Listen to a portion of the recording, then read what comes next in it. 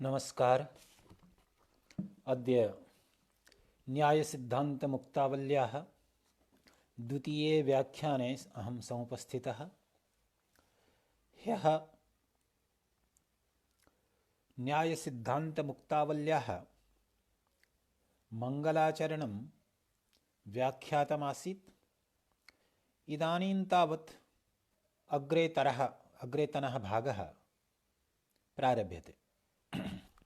तत्र तावत् पंक्तिर्भवति विघ्नविघाताय कृतं मङ्गलं शिष्यशिक्षायै ग्रन्थतः निबध्नाति नूतनेति। तत्र पंक्तिः भवति विघ्नविघाताय कृतं मङ्गलं शिष्यशिक्षायै ग्रन्थतः निबध्नाति नूतनेति। अयम् अभिप्रायः। एषा तावत् भवति परम्परा ग्रन्थारम्भे मङ्गलाचरणं करणीयमिति। तत्र किमर्थं मङ्गलाचरणं करणीयं? तत्र निश्चितमेव कश्चन उपयोगो भवेत्, किञ्चित् प्रयोजनं भवेत्। यतोहि प्रयोजनम् अनुद्दिश्य न तावत् मन्दोऽपि कश्चित् प्रवर्तते। अत एव किं तत् प्रयोजनं यमर्थं मङ्गलाचरणं विहितं, यदर्थं मङ्गलाचरणम् आचर्यते।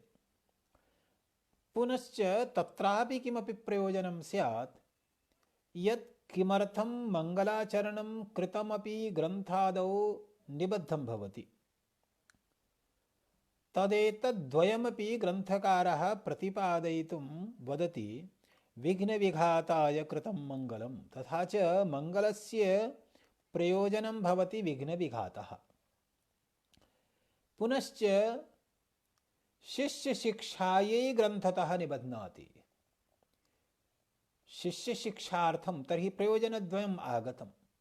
मङ्गलकरणस्य प्रयोजनं भवति विघ्नविघातः, मङ्गलस्य ग्रन्थादौ योजनस्य फलं भवति शिष्यशिक्षणं। तथा च विघ्नस्य विघातार्थं मङ्गलाचरणं कर्तव्यं। तदर्थमेव मङ्गलाचरणम् अत्र कृतमस्ति। पुनश्च शिष्यशिक्षार्थं ग्रन्थादौ तन्मङ्गलाचरणम् अत्र योज्यते। विघातस्य कः अर्थः? हन् धातोः घञ् प्रत्यये कृते घातपदस्य सिद्धिर्भवति। तर्हि विशिष्टः घातः विघातः। तर्हि घातस्य कः अर्थः भवति? घातो नाम वस्तुतः उत्पत्तिमद अभावः। उत्पत्तिमान् यः अभावः भवति स अभाव एव घातपदेन प्रोच्यते। तर्हि उत्पत्तिमदभावस्य घातपदेन बोधितत्वात् वि उपसर्गदानस्य किं प्रयोजनं?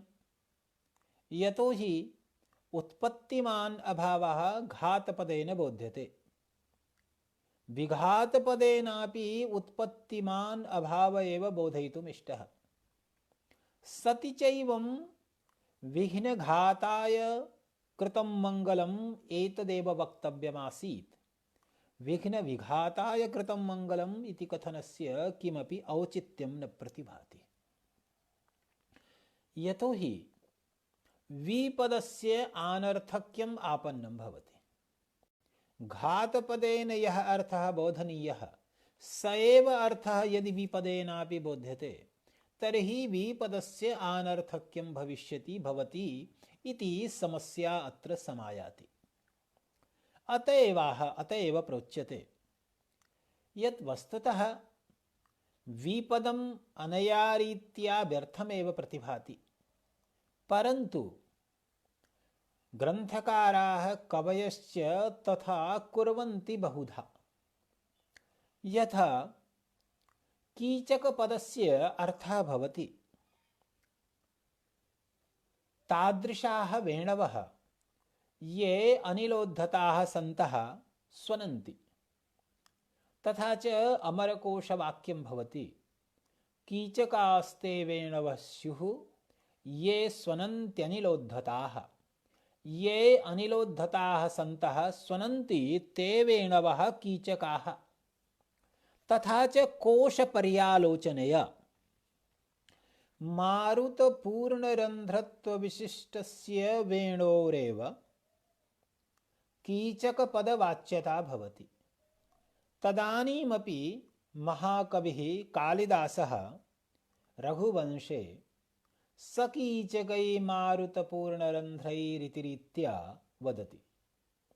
तत्रापि मारुतपूर्णरन्ध्रत्वविशिष्टवेणूनां कीचकपदेनैव बोधसम्भवात् मारुतपूर्णरन्ध्रैः इति विशेषणं तत्र निरर्थकम्। यतो हि केवलं कीचकैः इति पदमेव सार्थकं भवति। तत्र किमपि अन्यत् नैव अपेक्षितं। तर्हि तत्र किं भवति? एवं प्रोच्यते, एकः कश्चन नियमः प्रतिपाद्यते यत् विशिष्टवाचकानां पदानां सति विशेषणवाचकपदसमवधाने विशेष्यमात्रपरत्वम्। अयम् अभिप्रायः यदि तावत् कुत्रचित् विशिष्टवाचकं किमपि पदं विद्यते, तत्रैव यदि विशेषणवाचकपदस्य समवधानमस्ति तर्हि विशिष्टवाचकं पदं विशिष्टवाचकं न भवति, अपितु विशेष्यमात्रबोधकं भवति। तथा च तस्मिन् स्थले विशिष्टवाचकं पदं विशेष्यमात्रबोधकं भवति। अतएव तत्र सकीचकै मारुतपूर्णरन्ध्रैः इत्यत्र कीचकपदं वेणुमात्रवाचकं भवति, मारुतपूर्णरन्ध्रत्वविशिष्टवेणुवाचकं न भवति। तर्हि सकीचकै मारुतपूर्णरन्ध्रैः इत्यत्र यथा कीचकपदस्य वेणुमात्रपरतया बोधः संजायते, तथैव अत्रापि केवलं अत्रापि तथैव भविष्यति विघात इत्यत्रापि। तथा हि घातपदस्य अर्थः भवति उत्पत्तिमान् अभावः। तत्र विपदं यदि प्रयुक्तमस्ति तर्हि विपदस्य अर्थः भवति उत्पत्तिमत्वं। यतो हि घातपदार्थः भवति, वस्तुतः घातपदार्थः भवति उत्पत्तिमद अभावः, परन्तु तत्र विशेष्यः भवति, विशेष्यांशः भवति अभावः, विशेषणांशः भवति उत्पत्तिमान् इति अर्थः। तर्हि उत्पत्तिमान् अभावः विघातपदेन बोध्यते, परन्तु घातपदस्य तत्र अभावमात्रपरकता भवति। पुनश्च विपदस्य तत्र अभावे वैशिष्ट्यं बोध्यते। किं तावत् वैशिष्ट्यम् अभावे विपदेन बोध्यते? तदिदमेव वैशिष्ट्यं विपदेन बोध्यते यत् उत्पत्तिमत्वं तथा च उत्पत्तिमान् अभावः यः भवति सः उत्पत्तिमान् अभावः विघातपदार्थः अत्र संजायते मिलित्वा। तथा च विपदस्य नैरर्थक्यम् अत्र न भवति, विपदमपि सार्थकं भवति। तदेव अत्र प्रोक्तमस्ति विघ्नविघाताय कृतं मङ्गलम्। अर्थात् यत्र कुत्रचिदपि ग्रन्थकाले ग्रन्थारम्भसमये विघ्नानां कदाचित् बाहुल्यं भवति, बहवो विघ्नाः समुपस्थिताः भवन्ति। तेषां विघ्नानां निरासार्थं, विघातार्थं, ध्वंसार्थं, यतोहि नैयायिकानां नये चत्वारस्तावदभावाः भवन्ति। प्रागभावः, प्रध्वंसः, अत्यन्ताभावः, अन्योन्याभावश्च। एतेषु चतुःसु अभावेषु केवलं ध्वंसात्मकः अभाव एव उत्पत्तिमान् अभावः भवति। अन्ये सर्वे अभावाः उत्पत्तिमन्तः न भवन्ति। प्रागभावस्तु अनादिः भवति, विनाशशीलः। अत्यन्ताभावस्तु उत्पत्तिमान् न भवति। तथैव भेदोपि उत्पत्तिमान् न भवति। तर्हि केवलम् उत्पत्तिमत् अभावरूपता कस्य विद्यते? कस्तावत् कोऽयम् अभावः उत्पत्तिमान्? केवलं ध्वंस एव तथा भवति यः उत्पत्तिमान् भवति। तर्हि उत्पत्तिमान् अभाव ध्वंसार्थं, विघ्नस्य ध्वंसार्थं मंगलं क्रियते। अर्थात मंगलस्य किं फलं भवति? विघ्नध्वंसः फलं भवति। तस्य मंगलाचरणस्य ग्रन्थादौ निबन्धनस्य किं प्रयोजनं? किं तावदुद्देश्यं तत्र विद्यते? तत्रोच्यते शिष्यशिक्षायै, शिष्यशिक्षणमेव तस्य उद्देश्यं, तस्य लक्ष्यं भवति। तथा च शिष्या अपि एवमेव कुर्युः। ग्रन्थादौ मंगलाचरणं शिष्याः अपि कुर्युः इति मनसि निधाय, यतो हि यद्यदाचरति श्रेष्ठस्तत्तदेवेतरो जनः स यत् प्रमाणं कुरुते लोकस्तदनुवर्तते इति प्रसिद्धिः विद्यते, प्रसिद्धोऽयं श्लोकः। तर्हि श्रेष्ठो जनः यद्यद् आचरति तत्तदेव इतरोऽपि जनः आचरति। स यत् प्रमाणं कुरुते लोकस्तद् अनुवर्तते। तर्हि यदि आचार्यः गुरुः मंगलाचरणं विदधाति, तेन किं भवति? यस्तावत् शिष्यः सः शिष्योऽपि मंगलाचरणं विदध्यादेव। अतः मंगलाचरणकरणस्य किमपि फलमस्ति विघ्नविघातः, मंगलाचरणस्य तत्र निबन्धनस्यापि किमपि फलमस्ति, तत्फलमस्ति शिष्यशिक्षणं। तर्हि एतत् प्रयोजनद्वय साधनार्थं ग्रन्थकारेण प्रथमतः मंगलाचरणं कृतं, तस्य मंगलाचरणस्य पुनः ग्रन्थादौ निबन्धनमपि कृतम् इति द्वयस्यापि सार्थक्यं भवति। तथा च अनया रीत्या मंगलाचरणस्य विघ्नध्वंसं प्रति कारणत्वं विद्यते इति प्रतीयते। यतो हि इदानीमेव प्रोक्तमस्ति ग्रन्थकृता विघ्नविघाताय कृतं मंगलम्। अर्थात विघ्नविघातार्थं, विघ्नविघातम् उत्पादयितुम् इदं मंगलं कृतमस्ति। तर्हि विघ्नविघाताय कृतं मंगलमस्ति, तर्हि विघ्नविघातः एव, विघ्नस्य ध्वंस एव मंगलाचरणस्य फलमस्ति इति अवश्यमेव अवगन्तव्यम्। तदर्थमेव च ग्रन्थादौ एतल्लिखितमस्ति, योजितमस्ति। विघ्नविघाताय कृतं मंगलं शिष्यशिक्षायै ग्रन्थतः निबध्नाति नूतनेति। इदानीं तावत् प्रश्नः समुपस्थितः भवति, कस्तावद् विघ्नः? विघ्नो नाम वस्तुतः अदृष्टविशेषः। तर्हि अदृष्टविशेषः विघ्नः। अदृष्टविशेषः नाम तत् कश्चन आत्मवृत्तिर्विशेषगुणः यश्च प्रत्यक्षीकर्तुम् अयोग्यः। तर्हि यः प्रत्यक्षीकर्तुम् अयोग्यः तस्य ध्वंसोऽपि प्रत्यक्षीकर्तुं न शक्यते। यथा पश्यतु, घटः प्रत्यक्षीकर्तुं योग्यः, घटः प्रत्यक्षो भवति, तर्हि घटध्वंसोऽपि प्रत्यक्षी भवति। दण्डेन यदा घटप्रहारः क्रियते तदा घटस्य ध्वंसः भवति, घटः विनष्टो भवति। तर्हि घटे विनष्टे सति तत्र घटध्वंसोऽपि प्रत्यक्षतामेति। परन्तु यदि कश्चन एतादृशः विद्यते यः प्रत्यक्षयोग्यो न भवति, तर्हि तस्य ध्वंसोऽपि प्रत्यक्षयोग्यो न भवति। सति चैवं विघ्नस्य आत्मगुणत्वेन पुनश्च विघ्नस्य आत्मनः प्रत्यक्षायोग्य विशेषगुणत्वेन, यतो हि आत्मनः केचन गुणास्तथा भवन्ति ये प्रत्यक्षयोग्याः सन्ति, यथा सुखं दुःखम् इच्छा द्वेषः इत्यादयः। परन्तु ज्ञानमपि तथा भवति प्रत्यक्षयोग्य। परन्तु इदं तावद् अदृष्टं प्रत्यक्षयोग्यं न भवति। यदि अदृष्टं प्रत्यक्षयोग्यं नास्ति तर्हि अदृष्टस्य ध्वंसोऽपि प्रत्यक्षयोग्यो न भवति।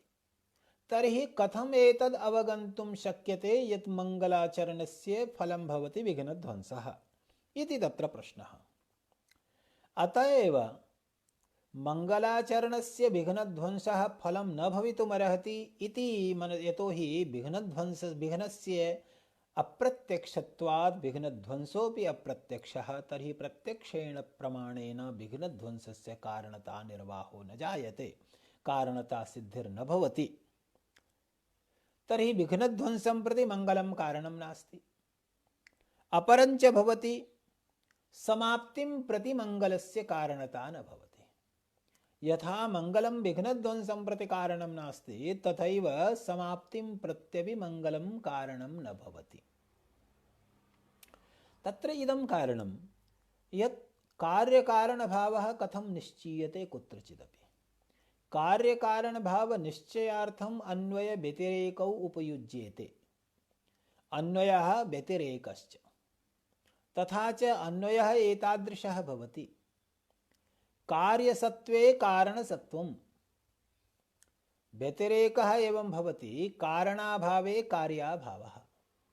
यदा तावद् एवं भवति यदा अन्वय व्यतिरेकौ लभ्येते तदा एकस्य अपरं प्रति कारणता निर्वाहः भवति। अर्थात् कार्यसत्त्वे कारणस्य सत्त्वम् आवश्यकं भवति। पुनश्च कारणस्य अभावे कार्यस्य अभावोऽपि आवश्यकः। तथा च कार्यसत्त्वे कारणसत्त्वं नाम यस्य अयम् अभिप्रायः न भवति यत् प्रथमं कार्यमस्ति तदनन्तरं कारणमस्ति।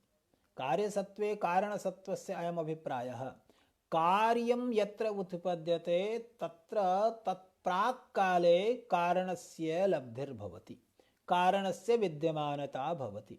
तर्हि कारणं यदि कार्यात् प्राग् विद्यते तदानीं पुनश्च कारणाभावे यदि कार्यं न भवति तदा एतन्निश्चीयते यत् तत् कारणं भवति। तथा च मङ्गलस्य विघ्नध्वंसं प्रति कारणत्वं न निर्धारयितुं शक्यते। तथा हि विद्यते एषा समस्या यत् अनेकत्र ग्रन्थेषु मङ्गलाचरणे असत्यपि ग्रन्थसमाप्तिर्दृश्यते। ग्रन्थसमाप्तिदर्शनात् एतदपि प्रतीयते यत् तत्र कश्चन विघ्नः नैव समागतः। तर्हि विघ्नः नैव समागतः। विघ्नस्य अभावः स्वाभाविकोऽपि स्यात्, किं वा विघ्नस्य ध्वंसः भवेत्, यत्किमपि भवेत्, परन्तु विघ्नस्तु नैव समागतः। तर्हि कुत्रचित् वस्तुतः विघ्नः आसीत् न वा आसीत् इति फलबलेन कल्पनीयं भवति। यदि समाप्तिर्दृश्यते तर्हि एतद् अवगम्यते यत् तत्र मङ्गलाचरणं तत्र विघ्नः नासीत्। यदि समाप्तिर्न दृश्यते तदा एव एवं निश्चितं भवति यत् तत्र विघ्नः आसीत्। तर्हि विद्यते द्वयीपि स्थितिः। केचन तावत् तादृशाः अपि ग्रन्थाः उपलभ्यन्ते किरणावल्यादिकाः यत्र नास्तिकादीनामपि च केचन ग्रन्थाः यत्र मङ्गलाचरणे असत्यपि ग्रन्थसमाप्तिर्दृश्यते। पुनश्च तादृशाः अपि केचन ग्रन्थाः सन्ति यत् प्रभूते मङ्गलाचरणे सत्यपि ग्रन्थसमाप्तिर्न दृश्यते। तर्हि तत्र किं भवति? ग्रन्थसमाप्तिस्तत्र नास्ति। तर्हि मङ्गले सत्यपि मङ्गले सति ग्रन्थसमाप्तिना समाप्त्या भाव्यं। मङ्गलम् अस्ति चेत् तर्हि ग्रन्थसमाप्तिः भवेत्, कारणमस्ति चेत् तर्हि कार्यं भवेत्। यतोहि यदि कारणस्य सामग्री विद्यते समग्रा तर्हि कार्यम् अवश्यं भावि भवति। तर्हि कारणस्य सत्त्वेपि कार्यं न प्रतीयते। तर्हि एषः भवति अन्वयव्यभिचारः। कारणसत्त्वेपि कार्याभावः। अपरः भवति कारणाभावे कार्यसत्त्वं व्यतिरेकव्यभिचारः। कारणं नास्ति तदानीमपि कार्यस्य उत्पत्तिः दृश्यते। तर्हि द्विधापि प्रतीतिः भवति। द्विविधान्यपि उदाहरणानि भूयांसि सन्ति। तथा च कश्चन आचार्यः बाणभट्टः तेन मङ्गलाचरणं कृतं। मङ्गलाचरणे कृतेपि ग्रन्थस्य समाप्तिर्नैव सञ्जाता। पुनश्च मध्ये एव सः दिवङ्गतः। तेन पुत्रेण ग्रन्थस्य समाप्तिर्विहिता। तर्हि मङ्गलाचरणे कृतेपि तत्र समाप्तिर्न दृश्यते। पुनश्च अनेकत्र अन्येषु ग्रन्थेषु समाप्तिर्दृश्यते मङ्गलाचरणे असत्यपि। तर्हि उभयथा मङ्गलाचरणे असत्यपि समाप्तिर्दृश्यते, मङ्गलाचरणे सत्यपि समाप्तिर्न दृश्यते। तर्हि अनया रीत्या एतत् प्रतीयते यत् मङ्गलाचरणस्य फलं समाप्तिर्न भवितुमर्हति। तथैव तत्रैव मङ्गलाचरणे सत्यपि विघ्नस्य सत्वात्, विघ्नस्य प्रत्यक्षसिद्धत्वात्, फलबलानुमेयत्वात्। यतोहि यदा मङ्गलाचरणं कृतमस्ति परन्तु ग्रन्थसमाप्तिर्नैव जाता, विघ्नवशात् यदा मृत्युः सञ्जाता तर्हि तेन कार्येण इदमनुमीयते यत् तत्र कश्चन विघ्नः आसीत्। तर्हि विघ्नस्य ध्वंसोऽपि मङ्गलाचरणस्य फलं न भवति। पुनश्च मङ्गलाचरणस्य फलं समाप्तिरपि न भवति। तर्हि किम् आगतं? मङ्गलाचरणस्य न वा समाप्तिफलकत्वं, मङ्गलाचरणस्य न वा विघ्नध्वंसफलकत्वम्। अन्यस्तु कश्चन परिणामः, अन्यत्तु किञ्चित् फलं मङ्गलाचरणस्य नैव प्रतीयते, नैव विचारयितुमपि शक्यते। यतोहि ग्रन्थारम्भे मङ्गलाचरणस्य इदमेव फलं स्यात् यत् निर्विघ्नपरिसमाप्तिः स्यात् किं वा विघ्नस्य ध्वंसो भवेत्। यदि एतद्द्वयमपि न भवति, यदि तावद् एतद्द्वयमपि न भवितुमर्हति तर्हि किमपि तत्र अन्यत् किञ्चित् फलं न भवितुमर्हति। तर्हि मङ्गलस्य निष्फलत्वं सिद्धं भवति। तथा च तत्र अनुमानाकारः एवं भवति। मङ्गलं निष्फलं समाप्त्यन्याफलकत्वे सति समाप्त्यफलकत्वात्। तर्हि मङ्गलं निष्फलं समाप्त्यन्याफलकत्वे सति समाप्त्यफलकत्वात्। मङ्गलं तावत् निष्फलम्। एतत्तु सिद्धान्तिनापि स्वीकर्तव्यं यत् मङ्गलाचरणस्य फलं समाप्तिः विघ्नध्वंसो वा भवति, समाप्तिर्भवति। अन्यत्तु किञ्चित् फलं मङ्गलाचरणस्य अन्योऽपि कश्चन न स्वीकरोति। तर्हि यदि अन्यः कश्चन तादृशं फलं नैव स्वीकरोति, केवलम् एतादृशमेव फलं स्वीकरोति, तर्हि यदि मङ्गलस्य समाप्त्यफलकत्वं सिद्धं तर्हि तेन मङ्गलस्य निष्फलत्वं सिद्धं भवति। तथा च मङ्गलं निष्फलं समाप्त्यन्याफलकत्वे सति समाप्त्यफलकत्वात्। किं वा तत्र एवमपि वक्तुं शक्यते, मङ्गलं निष्फलं। तत्र वस्तुतः मङ्गलं निष्फलं फलविशेषशून्यत्वात्। तत्र फलविशेषशून्यता अस्ति। तर्हि फलविशेष वस्तुतः किं भवति, सामान्याभावज्ञानं यावद् विशेषाभावेन अनुमीयते, अनुमातुं शक्यते। तर्हि यावद् विशेषाभावेन सामान्याभावः अनुमापयितुं शक्यते, अनुमातुं शक्यते। तर्हि फलसामान्याभावः अनुमीयते। फल विशेषाभाव समुदायस्य हेतुत्वम्। तर्हि फल विशेषाभाव समुदायस्य हेतुत्वं, फल विशेषाभाव समुदायः कथं सिद्ध्यति, फल विशेषाभाव कूटः कथं सिद्ध्यति? यतोहि तत्र केवलं फलद्वयस्य अभाव एव साधनीयः। अन्येषां फलानाम् अभावस्तु स्वीकृत एव सर्वैरपि, सिद्धान्तिनापि आस्तिकेनापि नास्तिकेनापि सर्वेणापि अन्येषां फलानाम् अभावस्तत्र स्वीक्रियते एव।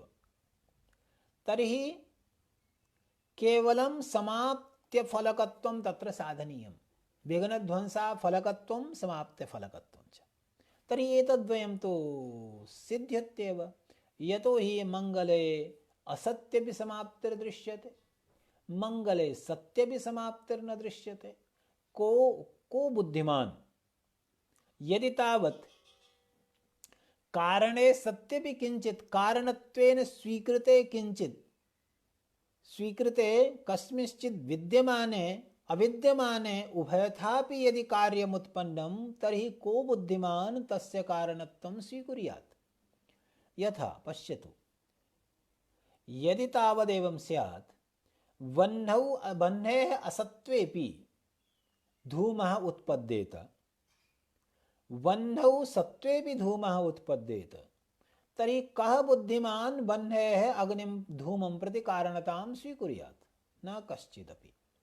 अतएव वह्नेः धूमं प्रति कारणता स्वीकारार्थम् इदं तावद् आवश्यकं भवति यत् तत्र धूमे वह्नौ असति धूमः नोत्पद्येत। पुनश्च यत्र कुत्रचिदपि धूमः उत्पद्यते तत्र सर्वत्र वह्निः विद्यमान एव स्यात् पूर्वकालम्। तदानीमेव धूमं प्रति वह्नेः कारणता भवति, तच्च प्रतीयते।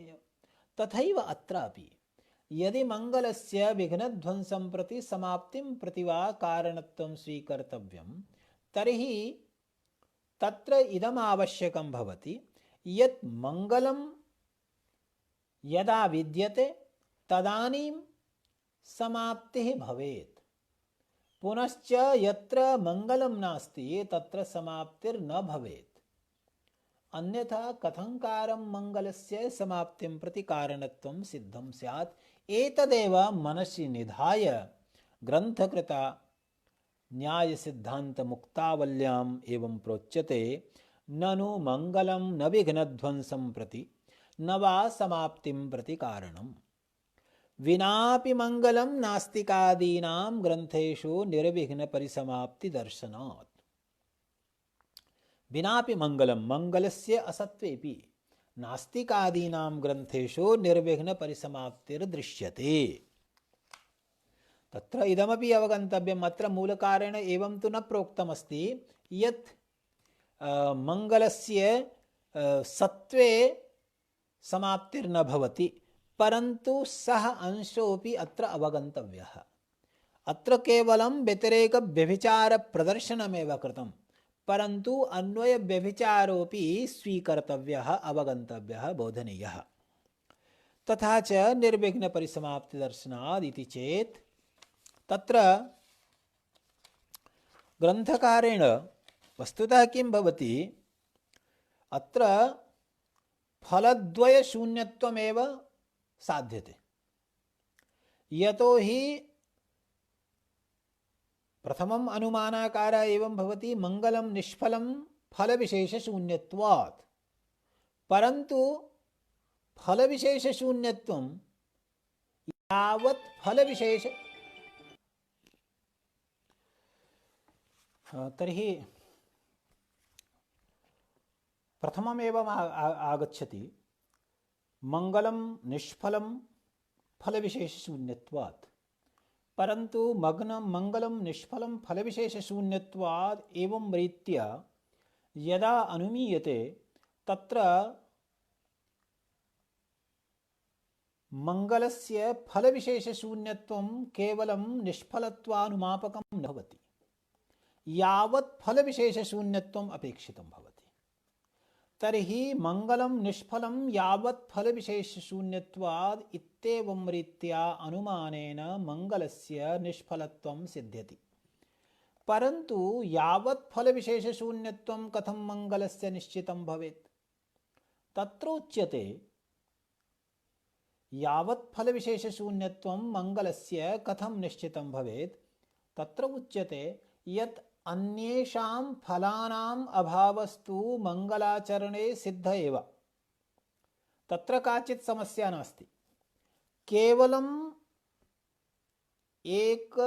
एकस्य द्वयोर्वा फलयोः अभावः मंगले निश्चितः नास्ति।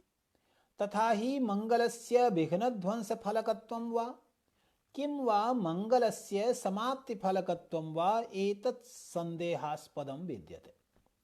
तत्र उच्यते यावत् फलविशेषशून्यत्वं यदि प्रोच्यते चेत् तर्हि तत् सिद्धं भवति, यतो हि मंगलं तावत् यावत् फलविशेषशून्यमस्ति।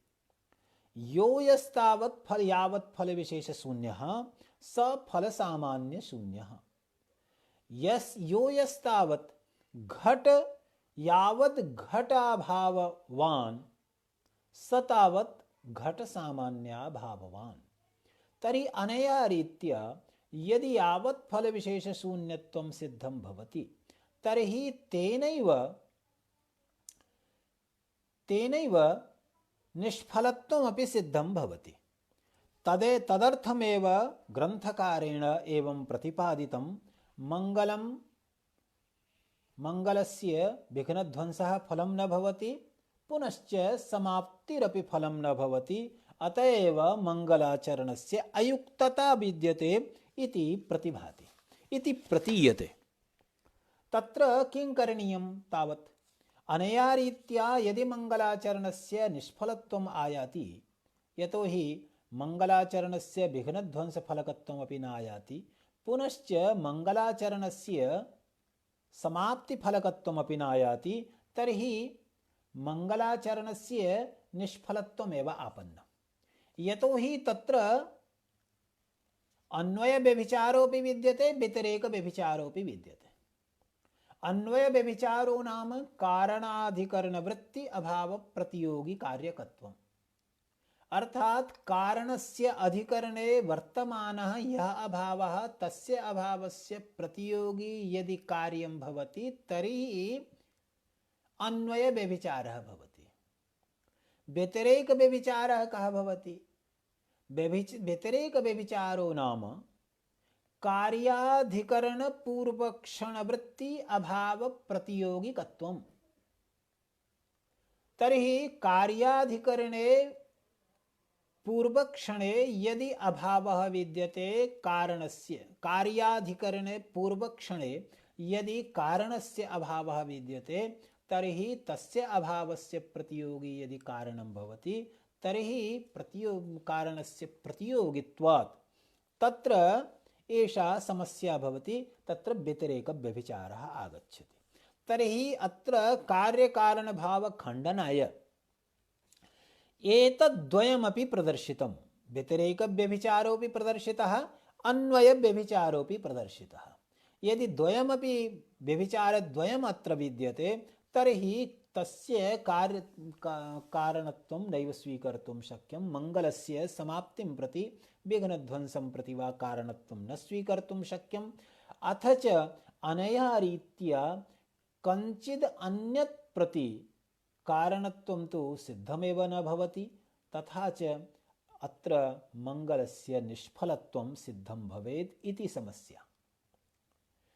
तद्दूषयितुं तत्खण्डयितुं सिद्धान्तरूपेण मुक्तावल्यां विश्वनाथपञ्चाननः वदति, न अविगीतशिष्टाचारविषयत्वेन मंगलस्य सफलत्वे सिद्धे तत्र च फलजिज्ञासायां संभवति दृष्टफलकत्वे अदृष्टफलकल्पनायाः अन्यायत्वात् उपस्थितत्वाच्च समाप्तिरेव फलं कल्प्यते। तो तत्र कल्प्यते। तत्र कथम् एवम् अयम् अभिप्रायः? प्रथमं किं पूर्वपक्षरूपेण एवं करणीयमासीत्, अत्र एवं क्रमः आसीत् यत् प्रथमं तावत् मंगलाचरणस्य यावत् फलविशेषशून्यत्वेन हेतुना निष्फलत्वं साधनीयमासीत्। इदानीं तावत् किं क्रियते, मंगलस्य प्रथमतः सफलत्वं साध्यते। मंगलं सफलं कुतः सफलम्? अविगीतशिष्टाचार विषयत्वात्। अविगीतशिष्टाचार विषयत्वात् इति हेतुना अविगीतशिष्टाचार विषयत्वं हेतुविधया समुपस्थाप्य मंगलाचरणस्य सफलत्वं प्रथमं साध्यते। यदि सफलत्वं प्रथमं सिद्धं तदानीम् एषः विचारः करणीयः यत् तस्य किं फलमस्ति। यदि तावत् तत्र किञ्चित् दृष्टं फलं न दृश्यते, न प्रतीयते, तर्हि अदृष्टं फलमपि तत्र कल्पयितुं शक्यं। परन्तु प्रथमं सफलत्वं साधनीयं, तदनन्तरं तु तस्य तत्र किं फलमस्ति इति विचारणीयम्। तथा च अविगीतशिष्टाचार विषयत्वं हेतुविधया समुपस्थाप्य अत्र सफलत्वं साध्यते।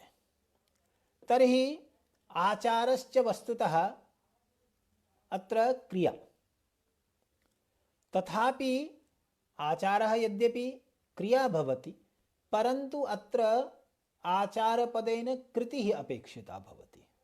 तथा च अयमर्थः भवति अविगीतशिष्टकृतिविषयत्वम्।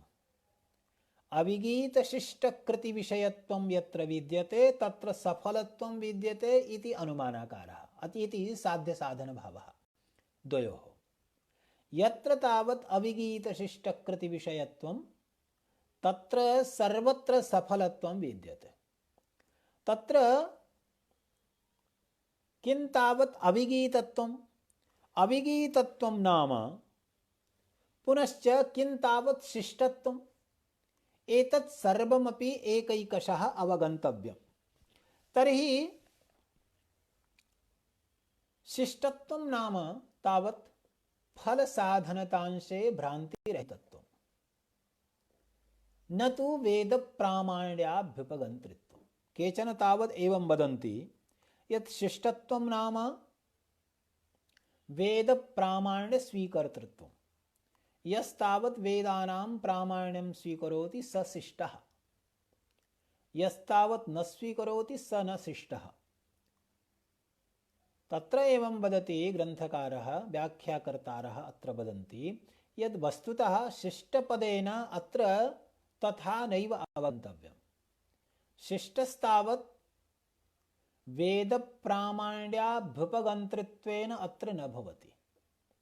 यतो हि वेदप्रामाण्यं कश्चन स्वीकरोतु नाम, परन्तु वेदप्रामाण्यं स्वीकृत्य यदि कश्चन जनः यज्ञयागादिकं विधत्ते, परन्तु यज्ञयागादिकरणकाले फलसाधनतांशे तस्य भ्रान्तिः जायते। फलसाधनतांशे तस्य भ्रान्तिः संजायते। अर्थात् यत् कर्म सः करोति तस्य कर्मणः किं फलमस्ति अस्मिन् विषये तस्य भ्रान्तिः संजाता। तर्हि वेदप्रामाण्यं स्वीकृत्यापि यदि जनः तादृक् कर्म करोति तर्हि तस्य कर्मणः तत्फलं न लभ्यते। यत् फलप्राप्तये सः तादृक् कर्म समाचरति। तर्हि एवं अत्र समागतं भवति यत् फलसाधनतांशे भ्रान्तिरहितत्वं तत्र अपेक्षितं भवति। एतादृशमेव शिष्टत्वं तत्र अपेक्षितम्। पुनश्च अविगीतत्वं नाम बलवद् अनिष्टाननुबन्धित्वम्। अविगीतत्वं नाम बलवद् अनिष्टाननुबन्धित्वम्। तथा च हित्वाकारः एवं समुपस्थितः भवति। बलवदनिष्टाननुबन्धित्व विशिष्ट फलसाधनतांशे भ्रान्तिरहित कृतिविषयत्वम्।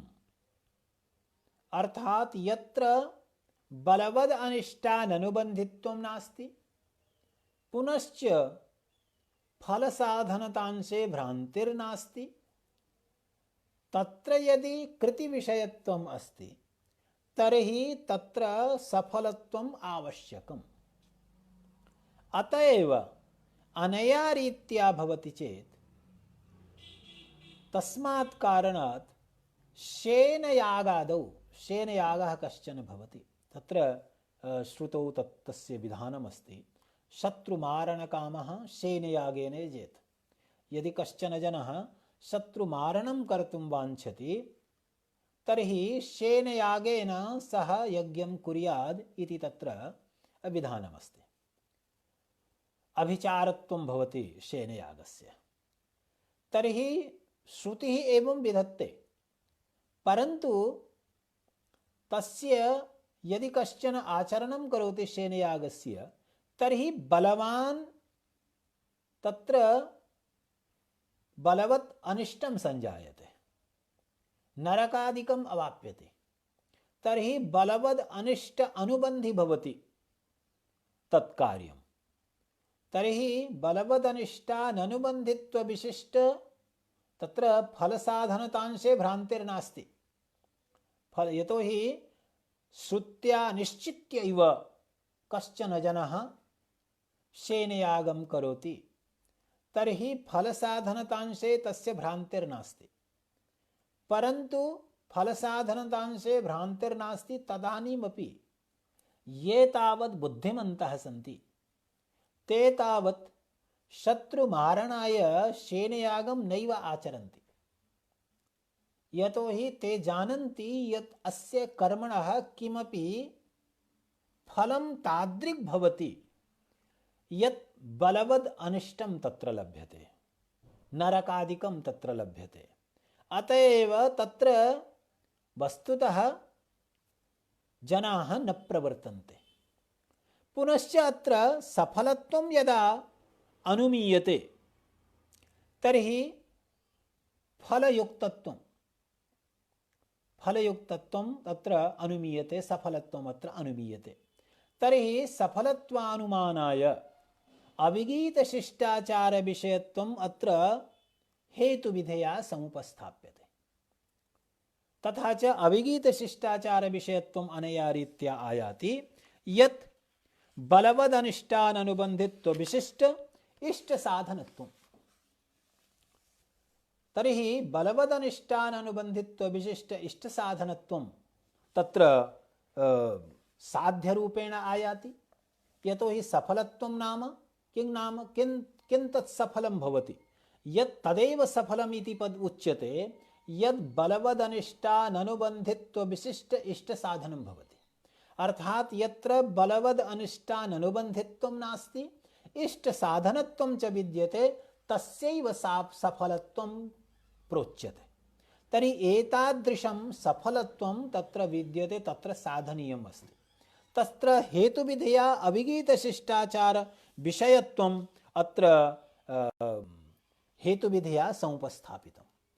तत्र कश्चन अत्र प्रश्नः भवति, भवान् अत्र सफलत्वं साधयितुं प्रवृत्तः, अत्र तु एकम् अपरम् अनुमानमपि प्रदर्शितमेव प्राक्, मङ्गलं निष्फलं समाप्त्यन्याफलकत्वे सति समाप्त्यफलकत्वात्। अत्र तु किं क्रियते, प्रथमं तावत् मङ्गलस्य सफलत्वं साध्यते, तर्हि प्रथमं भवान् मङ्गलस्य सफलत्वं साधयितुं प्रवर्तते, तर्हि साध्यसन्देहः तत्र विद्यते, व्यभिचारसन्देहः अत्र समुपस्थितः। उच्यते भोः अयं व्यभिचारसन्देहः वस्तुतः ग्राह्यसंशयरूपः।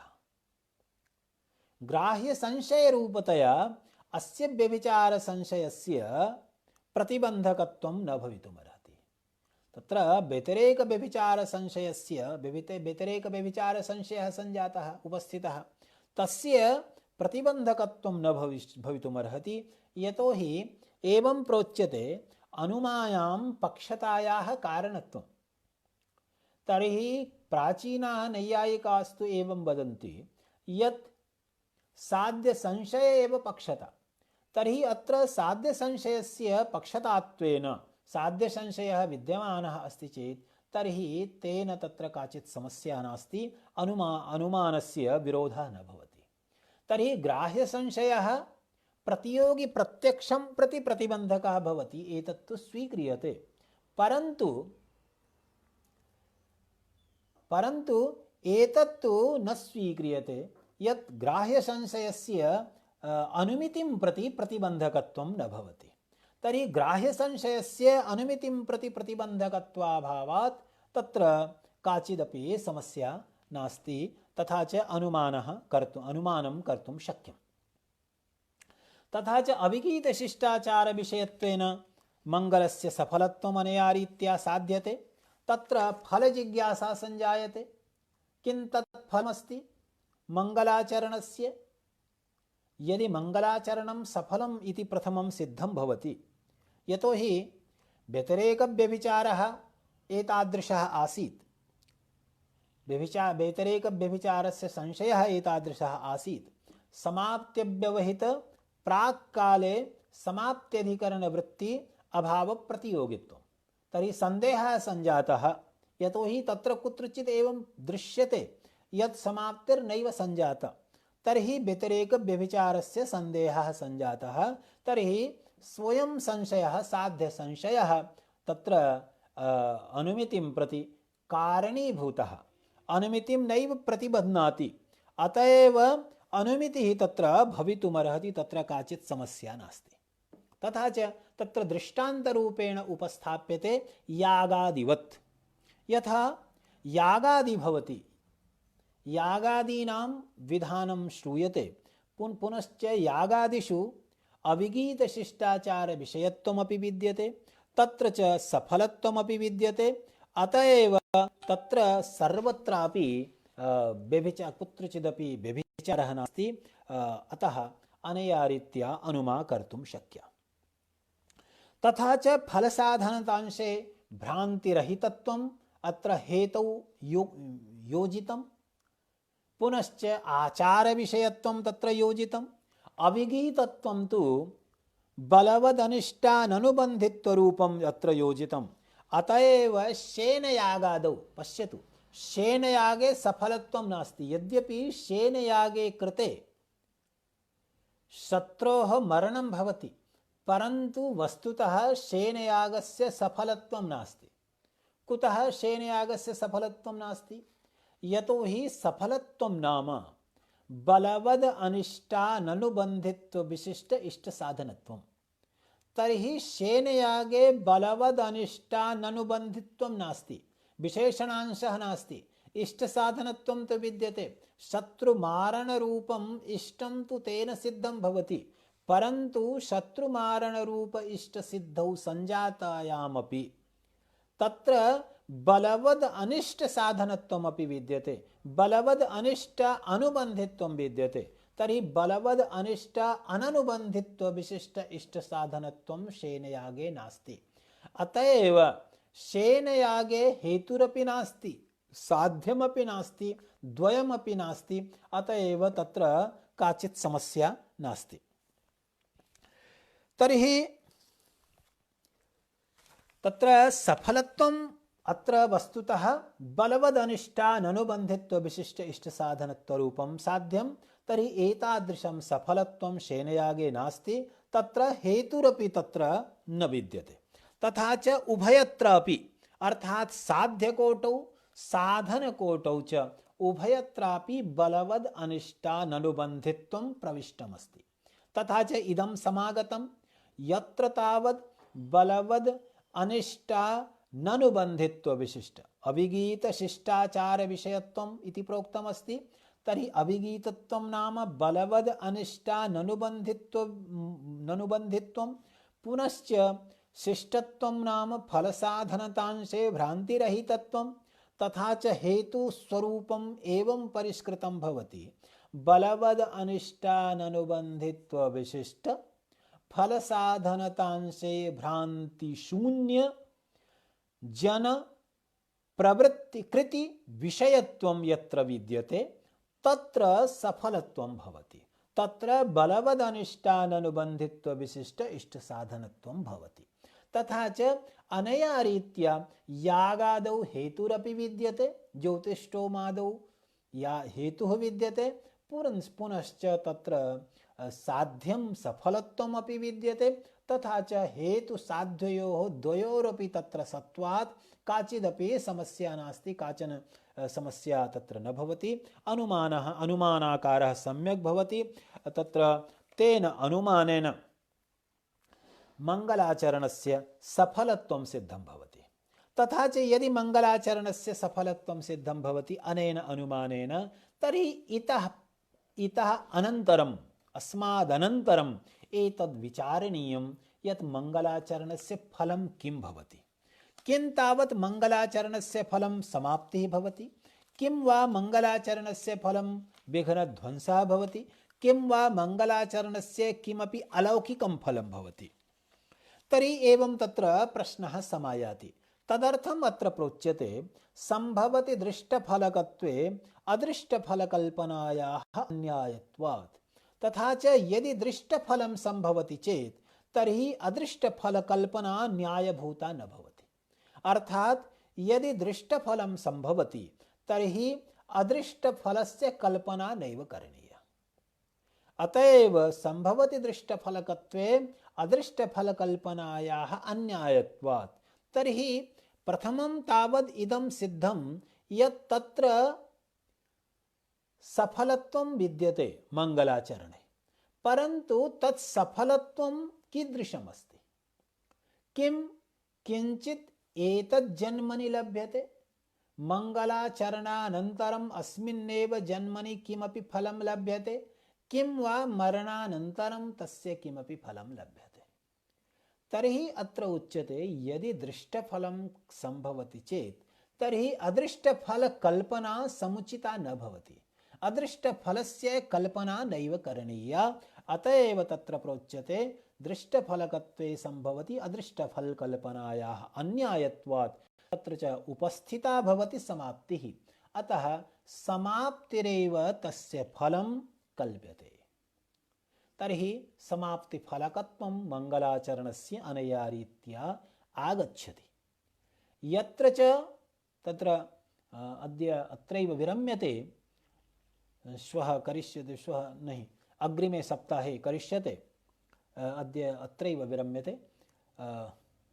तथा च अनया रीत्या मंगलस्य समाप्तिफलकत्वं तत्र आयाति। यतोहि यदि दृष्टफलं संभवति चेत् तर्हि किमपि अदृष्टं फलं नैव कल्पनीयं। तर्हि किं तावत् तद्दृष्टं फलमस्ति? केवलं दृष्टं फलं समाप्तिः प्रत्यक्षीकृता भवति।